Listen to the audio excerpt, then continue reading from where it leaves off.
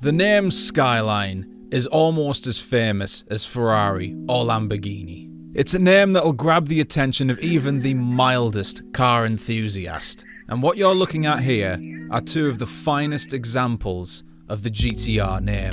The Skyline R34 GTR and the Nissan GTR R35. Two of the most desirable and most wanted JDM cars ever. The name is considered royalty and the holy grail of all JDM cars. However, today we are not going to be focusing on these two cars, as these cars deserve a video of their own. We are going to be looking back at what led up to these two titans being created, and taking a good look at a monster Skyline that has been forgotten about. So let's rewind the clock back to the 1980s.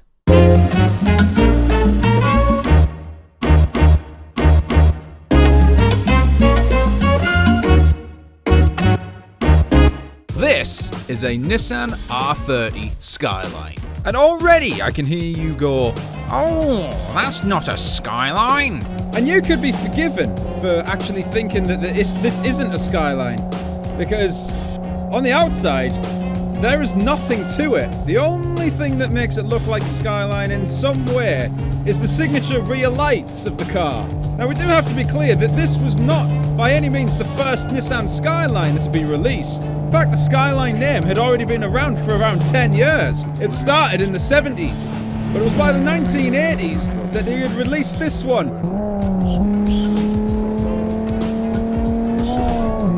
When it was first released, it didn't set the world alight, by no means. By most, it was seen as just a simple getting from A to B car. So, it wasn't a particularly fast car, and it wasn't that striking to look at as well. Not to mention, if you didn't look after these things, they were absolute rot boxes. So how the hell did this thing catch on at all?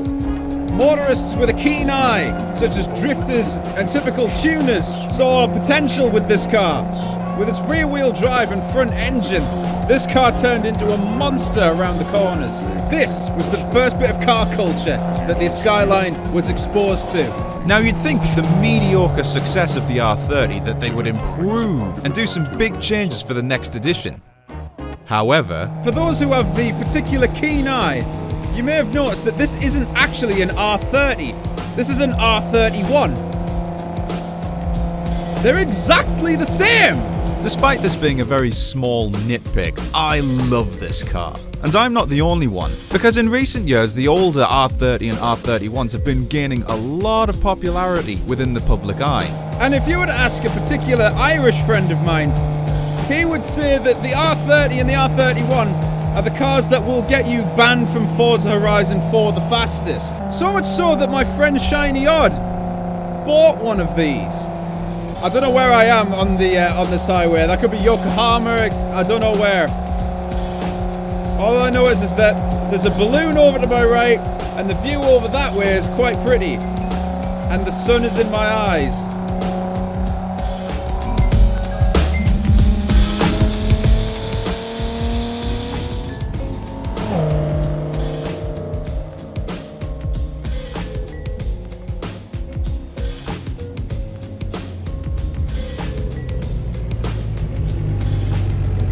Now, it is also worth mentioning that at this time, Nissan was also heavily involved in motorsport, in particular Group A and touring car. So it was at this point they decided to take the Skyline name and create one of the most epic, dominant race cars of all time. So much so that to this day it still has the nickname Godzilla. Freddie Gibson's done one thing. He's opened the gap up to 32.5 seconds. Catch him, he's got plenty of laps to do it in.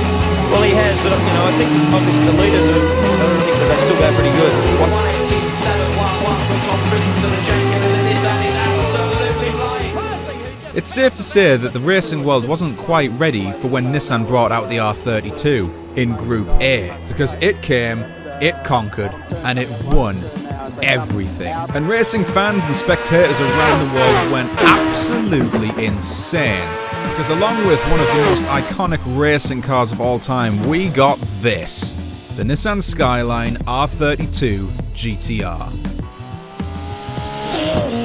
When this thing came out, it absolutely blew up in everybody's faces. It exploded in popularity. Everybody wanted one of these. This was, at one point, the car to have. Even for a road car, this is very, very sporty. Especially one as heavy as this as well.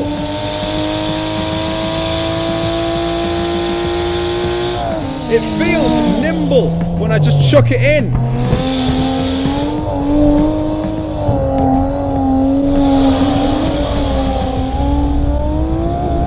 Don't want to break this car.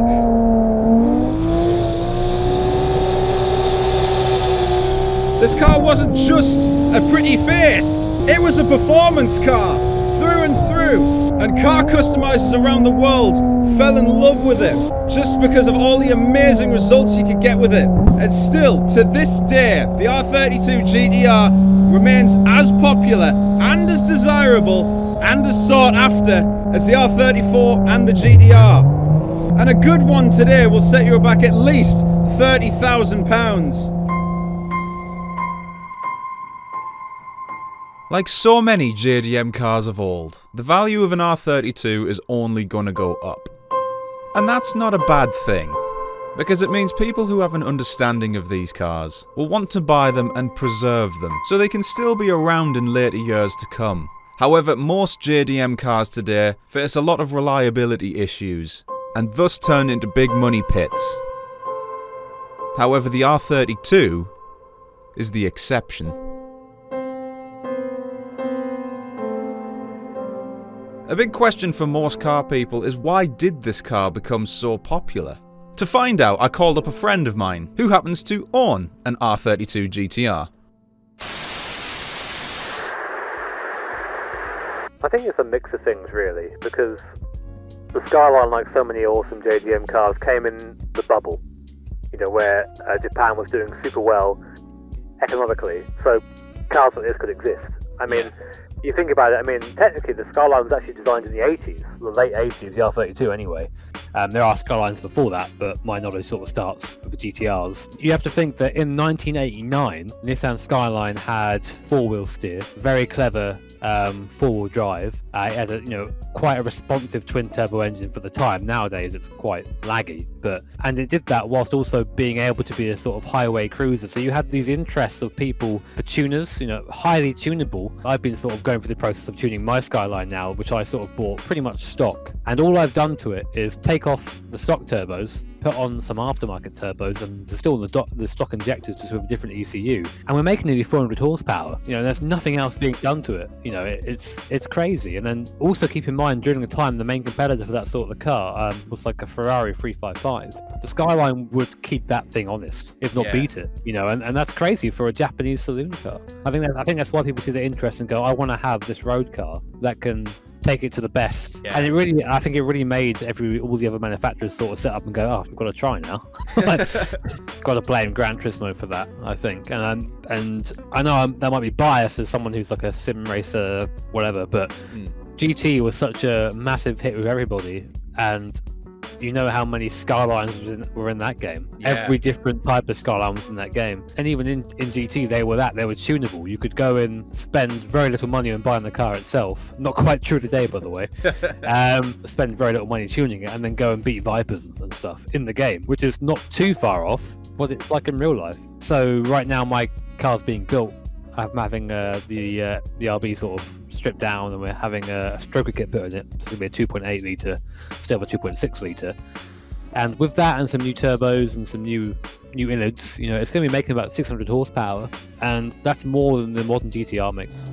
This car was so far ahead of its time. With the amount of technology put into it, it was just leaps and bounds above everything else. It was a huge leap forward in automotive technology. So you can imagine, people started getting very excited to see what the next edition of the Skyline would be. By the time Nissan was ready to release the R33, they realised they had a pretty big problem. The R33 had some enormous shoes to fill. Coming off the heels of the R32, the R32 was so far ahead of its time it was considered a huge leap forward. And not to mention, the R32 was banned from racing because it won too much. How on earth were they going to pull this off?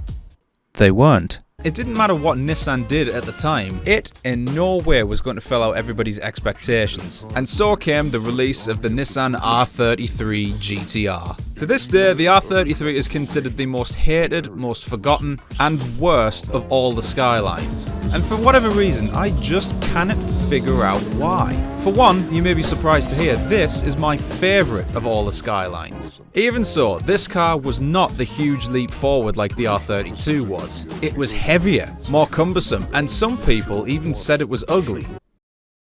Are they mad? I think it looks fantastic. To find out why there is such a distaste towards the R33, we're going to need to put these cars head to head against each other, which means I need another driver to drive the R32. There's only really one man for the job, Jimmy Broadbent. Sadly, Jimmy wasn't available as he had rehearsals for the GT tournament, so instead I called up an old friend of the channel. He's pretty big into sim racing. Random call sign. I know that the 80s want my hairdo back. We began with a simple drag race. He has got a lot less power than I have, but I'm carrying a lot more weight. So, this should make it a little bit more interesting. Are you ready, Random? Actually, what shall I call you if we're just generally chatting? Big Penis Johnson, whatever. Alright, okay, you ready? 3, 2, 1, go!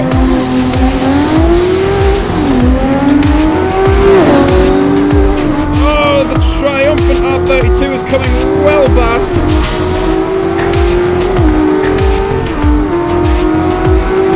Now I'm reeling him in. So slightly.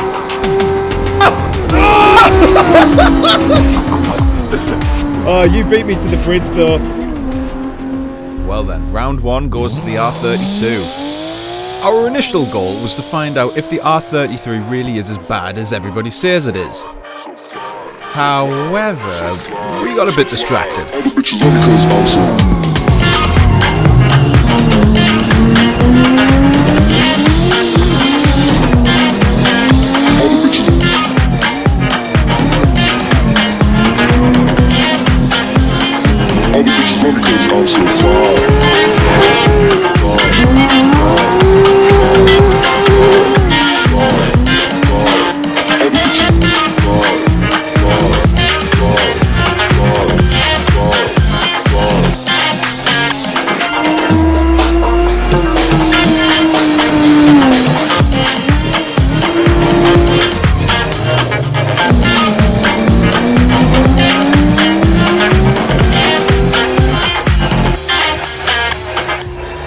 Could have driven around all day. Both of these cars are immense fun to drive.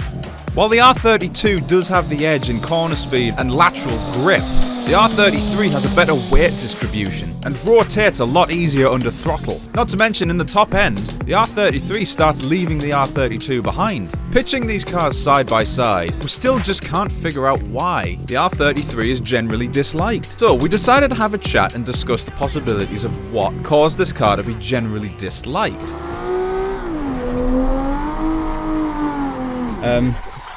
Don't look in your rearview mirror. I don't have it on you. Okay. Thinking of that, I'm gonna put it. I should have also mentioned that we're driving at Yas Marina in Abu Dhabi. This is a Herman Tilke track, whom we've covered on the channel before, and Random does not like Tilke tracks. Where do you go? Is it front or is it? It's too right, too right. What is it?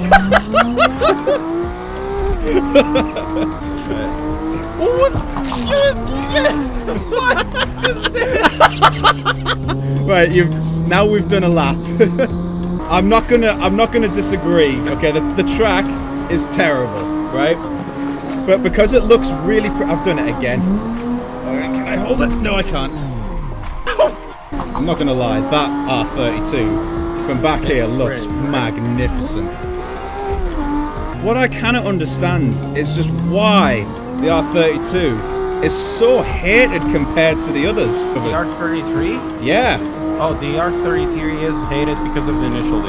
See, you're not the only person who says that either. It's just initial D. Initial D, I think it destroyed JDM, or at least the Western understanding of initial D. They took it like as a gospel. Rotates just beautifully under the throttle. See, someone mentioned to me, because I actually know a bloke who owns a couple of R30. Actually, do you know what? He owns all Skylines. And he says the reason why people don't like the R33 so much is that it suffers from middle child syndrome. Oh, sugar. When I try and brake as late as you do, it's just goodbye me at that point.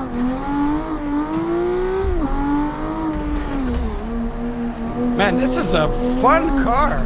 There you go. Oh, that ABS. I really miss it.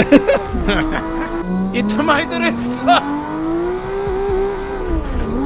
Get into gear. There we go. I just can't understand how people think that the R33 is ugly. I just can't fathom it. It is a pretty car. So, after driving around for ages and ages, we've both established that the R32 is the better car to drive. This car gets the hate that it does. And as you said earlier, it's probably because of initial D. It could be that the R32 was a big leap. The R33 might not be seen as the bigger leap. And the R34 then became another big leap in terms of electronics and therefore more sought after. Yeah. When it comes to leaps and bounds, the R33 is just not there in comparison to all the other ones. These cars are made to be upgraded and customized and everything, so on and so forth. And they made it really easy to do. Like the S15 Sylvia, absolutely love that car. Beautiful, yeah. Yeah, it's a beautiful car. But like if you just left it bog standard, it's just a shopping car almost. I think it's because if we look at it objectively, which is hard to do because people like these cars because of either nostalgia or because of just some sort of personal taste for how the cars are made. The R32 was such a massive step forward in like technology and kind of affordability at the time. You know, as I said before, it was a saloon car that could take on a Ferrari. The R33 didn't really have that much of a step forward and was heavier and looked worse in my opinion. Some people like the view of the look of it better, but the rear end of the R33 is just someone's just gone and Not for you. and just flattened it. No, and then I think the R34 came along, and the R34 was actually my least favourite of Skyline because it was in a movie and because people grew up with it. It became this sought-after icon. You know, those cars now, to buy an R34 GTR in the UK, you're looking at about 80 grand. After testing this out and talking to a bunch of people about the reputation the R33 has, is because this is a good car, but that's all it is. It's not the huge giant leap like the R32, 4 and 5. And it doesn't help that a certain anime also tarnished its reputation slightly. Nothing special, it's just a good Skyline, but it isn't an amazing one. And that's very sad, because I love this Skyline more than any of the other ones. I love the way it looks, I love the way it drives, the sound of it. Despite all of this, Nissan was not done with the R33.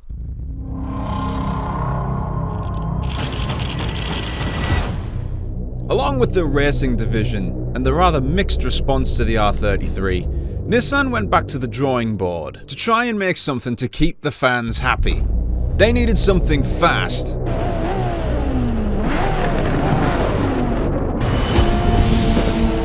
Something unusual.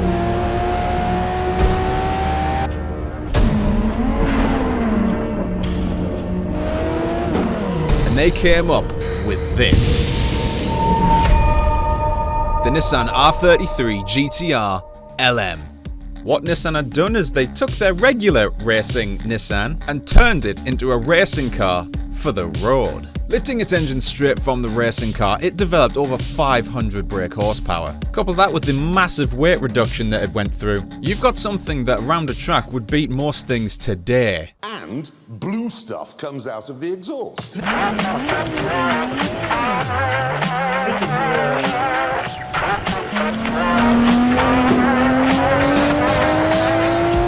Now, despite me being an R33 fan through and through, I will be the first to say that this isn't the prettiest of all the R33s. In fact, it's damn right ugly. That back end is not something to be shown at a beauty concert. This is by no means a toy. This is something really special to drive. You turn it in, the front end reacts instantly, and there is so much grip that my eyes have went into the back of my head and fallen out of my ear. A lot of thought went into this, and it is very, very clear that it has the gearing range, the throttle response, everything. The way it turns in, it is just magical. With this version of the LM, they stuck with a good old-fashioned manual gearbox. So it is way more fun to control, because getting on down through the gears and heeling and towing, the car responds like a dream.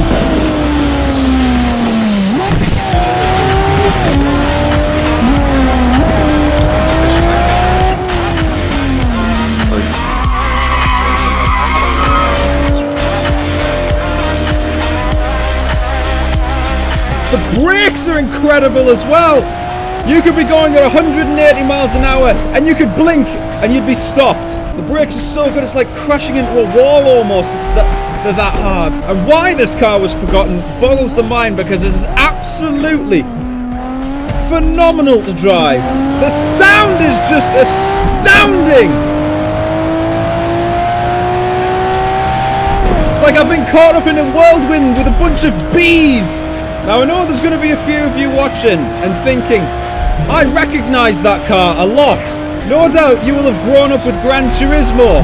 As we heard from Jimmy earlier, Gran Turismo was very big with the Skylines, and this was among them. You have to admit though, you completely forgot about this one. And it's such a shame, because this thing is one of the best things I've ever had the pleasure to drive. It's definitely not the fastest thing in the world by no means, but my goodness, is it nice to drive. But that does lead us on to the question, why was this car forgotten about? This car wasn't exactly common. It's rather rare. In fact, it's very rare. So how many do you reckon they made? 500? Yeah, that's quite rare. Lancia made 500 Lancia Stratuses, and you never see those about ever. Maybe 100. Oh, even rarer. Very exclusive if you happen to own one. Maybe even 20. Again, companies have made 20 models of cars before, like the Lamborghini Revington. No. One. They made one of these. And even though there is only one of them, and you think, oh, the owner of it might not want to sell it or anything like that, you can't even buy it, because this car is locked up in Nissan headquarters. What a waste. It is a crying shame that this car will most likely never be driven by anybody ever again. You see video clips of it popping up here and there at car shows, and people visiting the Nissan headquarters. But other than those occasions, it's just left to sit and gather dust. And that makes me really sad. Not only is this one of the most interesting and rather unusual cars ever made, it's one of the most satisfying and most brilliantly built cars to drive I think I've ever came across. But the reality is, this car will remain to be mainly forgotten about. This was the last special Skyline they ever made, and sadly, it's the last of its kind.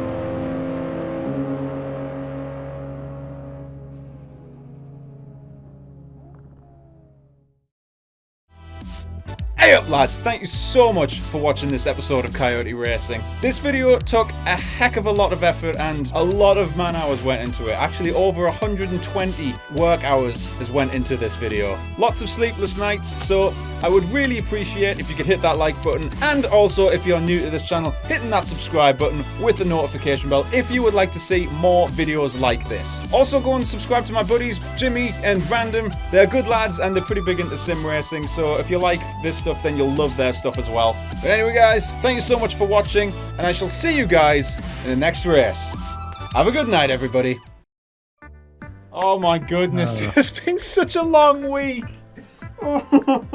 This is the last one, right? This is the last bit. This is the last bit that I need to do. This towards the R33. We're going to put these two cars...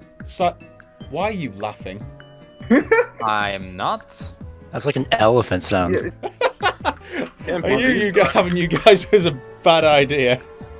And it's Sorry, just I wish- introducing random call sign. This is the... My hat looks like what?